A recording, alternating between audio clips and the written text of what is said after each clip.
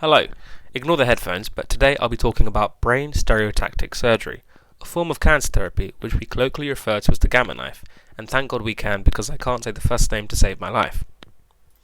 In terms of background, the issue the Gamma Knife was developed to deal with is brain cancer, and brain cancer is probably one of the more sensitive types of cancer to deal with because the most common type of therapy is typically neurosurgery. This comes with a lot of risks because it involves making incisions into the scalp, skull, and membranes of the brain and its tissue. All of these actions put healthy, unaffected parts of the brain at risk during surgery, and this can lead to complications like hemorrhages, seizures, and even loss of function, and we don't want that. So this is an important factor that the Gamma Knife has proven to solve.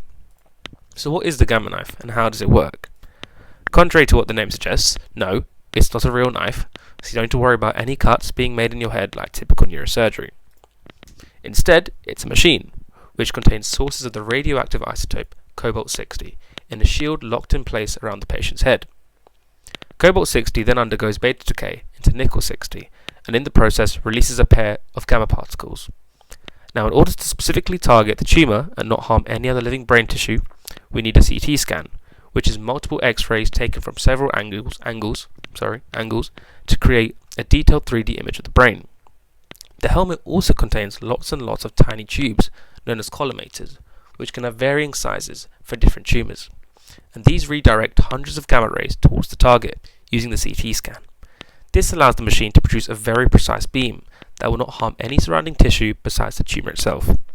The beam is also low intensity, which is much safer for the patient and reduces the risk of radiation poisoning, something you don't want to hear about after being declared cancer-free.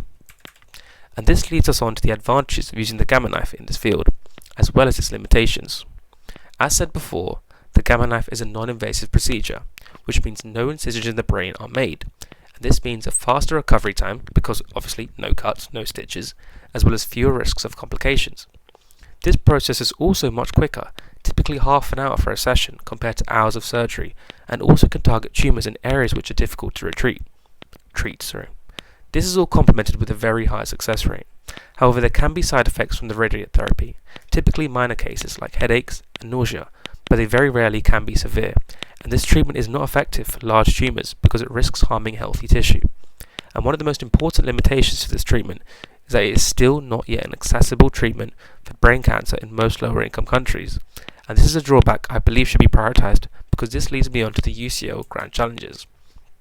I believe the two most relevant challenges tackled here are human well-being and transformative technology. The former because the Gamma Knife is a treatment that will grant an improved quality of life to those who are too weak for standard neurosurgery and will also help those with tumours in very sensitive areas, and as well also the latter because it is a step in the right direction in transforming brain cancer therapy into something less risky and much more effective. Thank you for listening.